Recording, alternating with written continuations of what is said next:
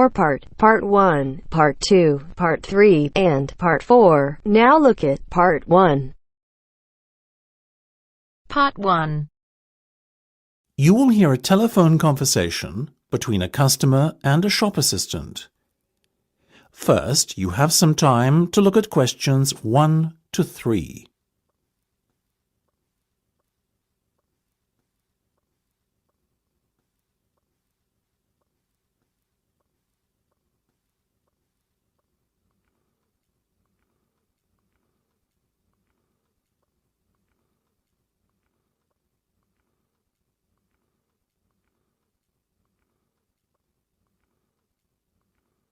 You should answer the questions as you listen, because you will not hear the recording a second time. Listen carefully and answer questions 1 to 3. Good morning, Jenny's Suit Rental. Jenny speaking. How may I be of service? Hi there. My name is Max Jones. That's Jones, and I'm looking to rent a suit out for a special occasion. Certainly, Max. We charge a set fee for our services. You can either choose from our designer range and pay £50 to rent your suit out, or choose from our standard range at a cost of £25. So, what will it be? Oh, the first option, please, Jenny. £25, did you say? Unfortunately not. The designer range is twice that price. Oh, in that case, I'll take the second option. Standard, was that it? That's right. Now, before we go any further, may I ask how you intend to pay? Do you accept checks? Yes, but only in exceptional circumstances. We prefer cash or credit card. Well, as I haven't got one, does this count as those circumstances? Yes, that'll be fine. Make it payable to Jenny's Suit Rental. Will do. Before listening to the rest of the conversation, you have some time to look at questions 4 to 10.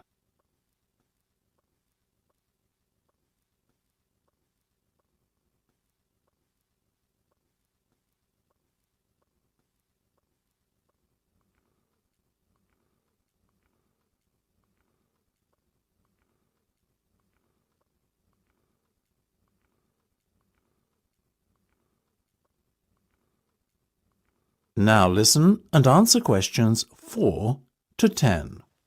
Now, Max, can I take your measurements, please, and a few details about what sort of suit you have in mind? Certainly.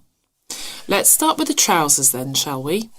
What is your waist size and leg length? I used to be 32 waist, you know, but these days it's more like 36. Too many cream pies. I've been there. And about the leg, 34? I wish. I'm afraid I'm somewhat lacking in the height department. Not even a 32. 30, I'm afraid. Never mind. As for the colour, could you do a dark grey suit? In fact, we have a very smart one of those in just your size. You're in luck. Now, what about shoes? Same colour? No, I think I prefer something darker. OK, let's go with traditional black then, shall we? What about size? I'm a size 45. By my calculations, that's 10 in our sizes. And style? What have you got? We do suede, nubuck and traditional leather. Definitely the last one. Very well.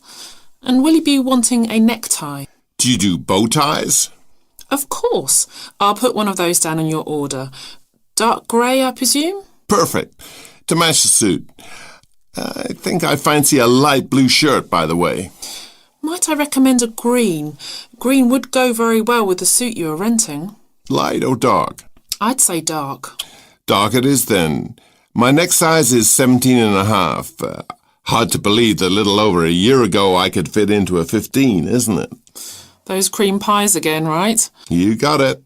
Now, what about your suit jacket? Same colour as the trousers, obviously, but what size? Medium should be fine. You sure? Yeah. And have you got any of those 3-button ones? I'm afraid not. The 1 and 2 button suit jackets are far more popular at the moment. In fact, the 1 button is all the rage. Let's have that one then. No problem. Now. That is the end of Part 1. You now have half a minute to check your answers.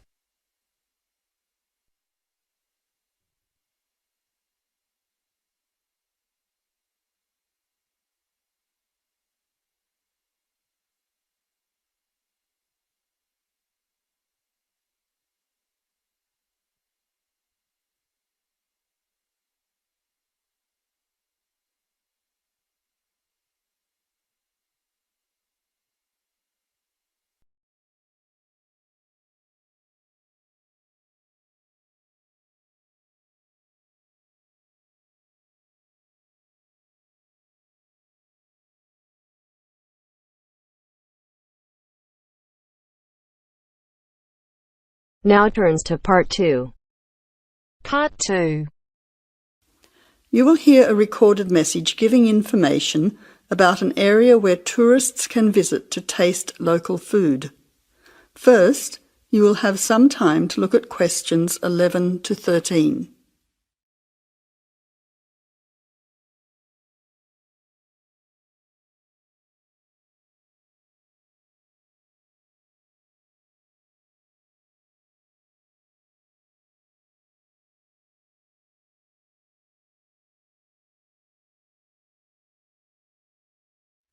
Now listen carefully to the first part of the message and answer questions 11 to 13. Welcome to the tourist information line for the Valley Food Trail. Here you will find many local food products for you to sample and buy. It is possible for you to spend as much or as little time as you want, but I suggest that you allow a full day for touring this area.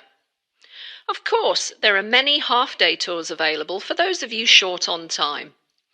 Now, it's quite a large area and stretches from Brookville to Ford Hill. For those of you unfamiliar with the area, that means that it is 10 kilometres to 35 kilometres from the city centre, or by car 15 minutes to the closest point, continuing to 55 minutes at its furthest point from the CBD. Of course, apart from food, there are many other places of interest in this area, including cafes and restaurants and galleries and studios.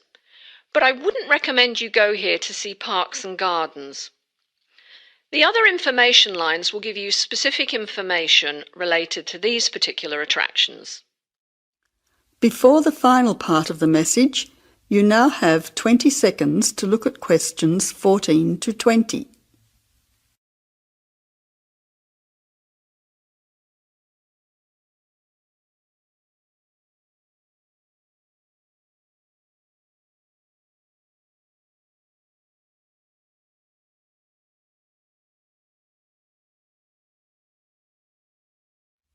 Now answer questions 14 to 20.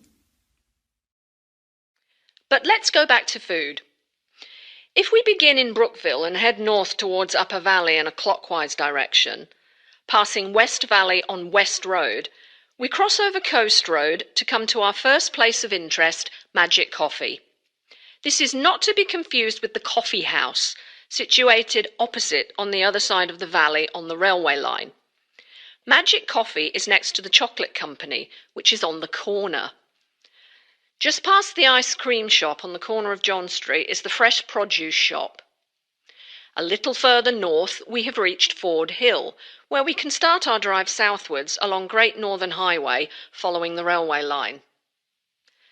First we come to the organic market near the corner of Memorial Avenue, and then to Olive Farm opposite Olive Road. Just before we come to the next street crossing, we see the Honey Pot, which is practically opposite the coffee house. There is another chocolate company which sells nougat as well, just nearby. Following the railway line along Great Northern Highway, we return back to Brookville. Now, as I have said previously, if you only have a few hours to spare, there are several places that you shouldn't miss. The two chocolate places make equally nice chocolate, but the factory has the added bonus of nougat, unlike the company. Of course, everyone loves ice cream, especially unusual flavours such as coffee and nougat, so the ice creamery is definitely worth a visit. And while the coffee house sells expertly made hot drinks, including hot chocolate, I think your time would be better spent sampling the many products on offer at the organic market. Well, I hope you enjoy your time visiting the Valley Food Trail and enjoy all the wonderful local foods on offer.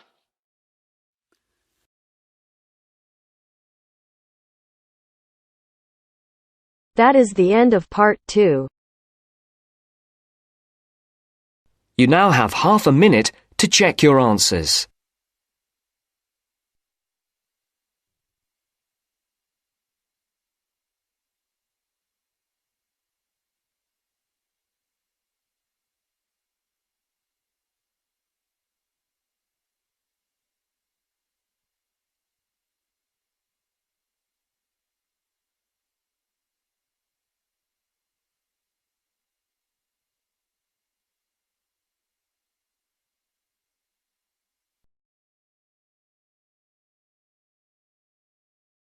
Now turns to Part 3.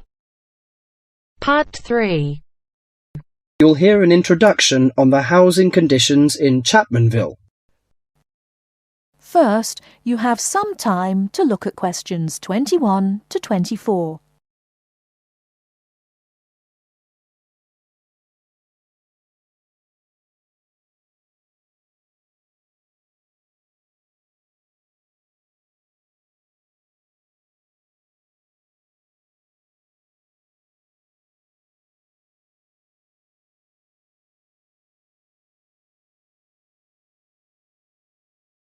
Now, listen carefully and answer questions 21 to 24.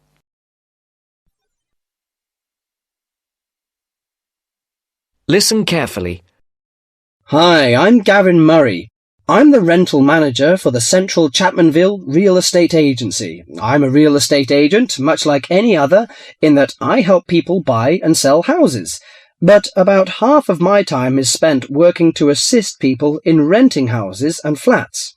I've been in this business for a dozen years now, and I know the city very well, in terms of which areas are the better places to live and how much it costs to rent in these areas. Now, I normally divide Chapmanville into 3 areas in terms of rental prices. Generally speaking, the area in the northern part of the city is the low end of the spectrum, the cheapest housing. So if you're looking to spend as little as possible on rent, I suggest you look there. The most expensive area would be the eastern part of Chapmanville. Most people think it's the prettiest part of the metropolitan area because of all the hills and parks.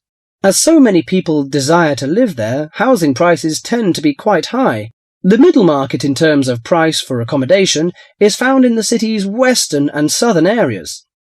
Now, let me give some examples of how much it will cost you to rent in these areas.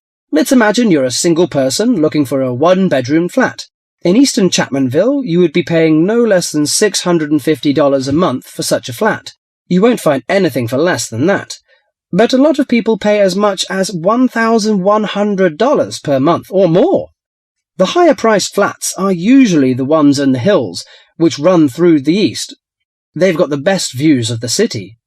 A similarly sized flat in the west of the city and the south, 2 for that matter, would cost you at most $650. But there are many flats going for less, and if you look around a bit, you can find one for as little as $350. That's quite a reasonable rental price for most people. If you find that too expensive, I suggest you head to Chapmanville's north, where the cheapest flats are to be found. 1-bedroom flats there start from about $170 a month and up to about $400.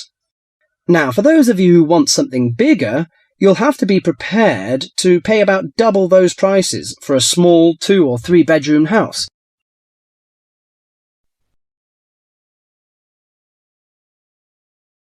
Before you hear the rest of the talk, you have some time to look at questions 25 to 30.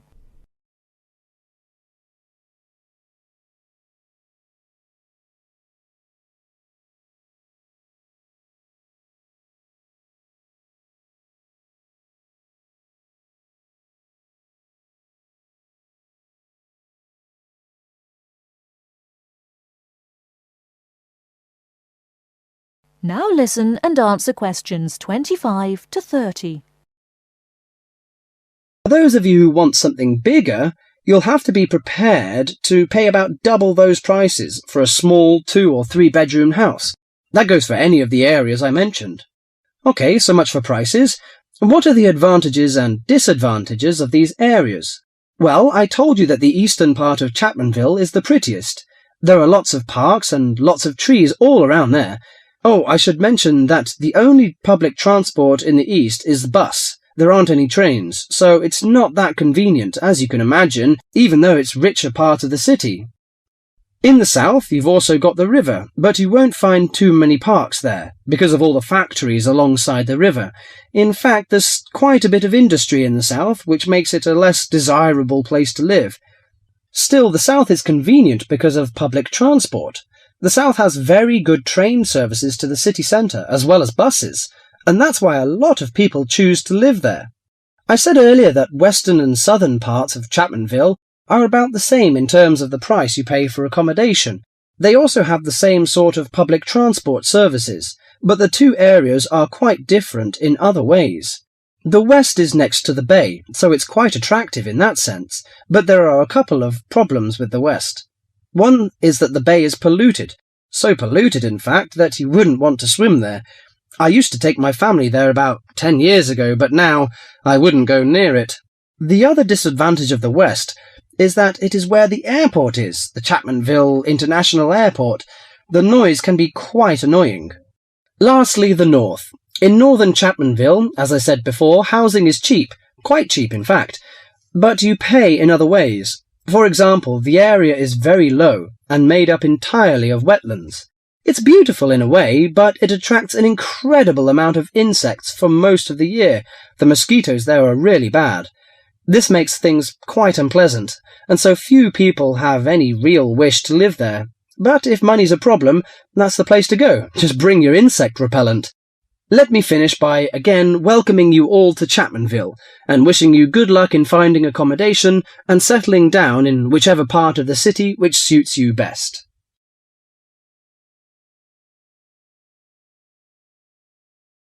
That is the end of part 3. You now have half a minute to check your answers.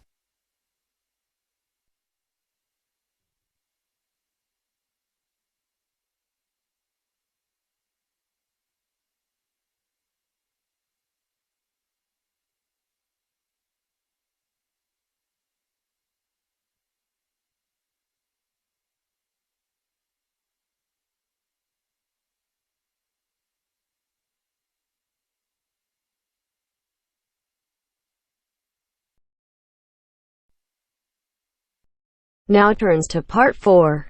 Part 4. You will hear part of a lecture on the current and future use of mobile phones. First, you have some time to look at questions 31 to 40.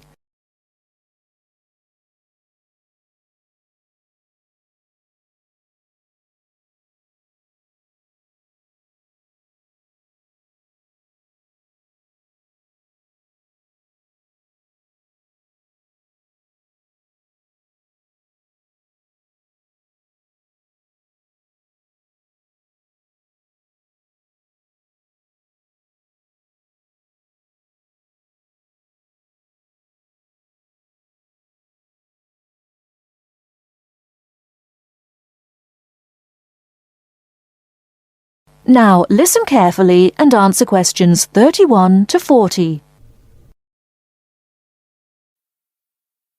Okay, now today we're looking at changes in communication, and specifically changes that have just happened or are likely to happen in the next few years.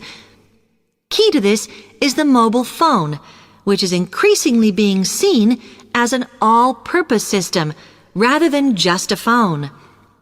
If you only use your phone for texting and making calls now, you will be amazed at how you'll be using it in the future. The technology has been developed for a range of other uses. For example, phones could be used so that if you are meeting someone and they get lost, you could send them a map of your location to help them. This will save all those complicated explanations over the phone and our poor friends or colleagues trying to drive and find out where they are at the same time. And if you get bored waiting, or if you're traveling, for example, you will soon be able to see TV news on your phone as it is actually being broadcast. This means that you won't have to miss any of your favorites if you were away for a few days. Most people have got used to texting now, and young people send pictures to each other. But what is exciting is the possibility of putting music with them before you send them. And it's not all frivolous. Phones are going to become even more critical in business and education. Some recent developments have a highly practical usage. So, for example, as lecturers, we will be able to send everybody a text to let them know if lectures have been cancelled. And the new phones could have a further use in education, as well as business, as they will enable us to go to any destination, such as when we are doing a field trip, for instance, and from there to send data directly to a computer so that we can access it when we get home. This means we will no longer be limited by what the phone can store. And it's interesting to look at the different ways that men and women use phones now, as that does affect how the technology will develop. Some research has been done on how people use phones, and some of the results are surprising. One of the increasing usages of mobile phones is to get all sorts of data, such as phone numbers, the weather, train times, etc. And while there's been an attempt to set up connections with things that women might be interested in accessing, it is overwhelmingly men who do this. But what about the traditional use of a phone? To speak to people? I suppose we would predict that it is mainly women who use phones as a method of contact for friends and family, but, in fact, the genders exploit this facility equally. I've spoken about the increased business usages that phones will offer, and I suppose we would associate this usage with men. The survey picked up, though, that women are often working from home or catching up with work in the evenings, so they use phones in this way as much as men do. Most of us are aware we can store photos on our phones. It's an ideal method of capturing a moment wherever you are. Women tend to be the group that keep photos on their phones, but it seems that men use their phones to actually take pictures much more than women do. And of course, all this knowledge affects the marketing that the companies will do in order to sell the phone.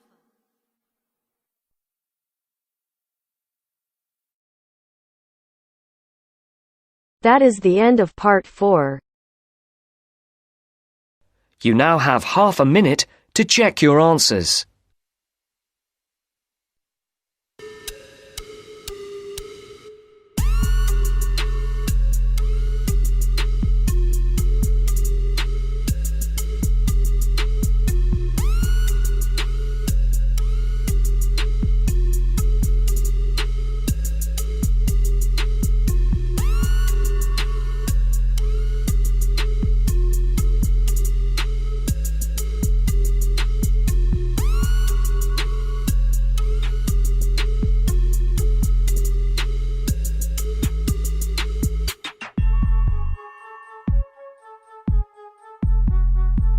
That is the end of the test.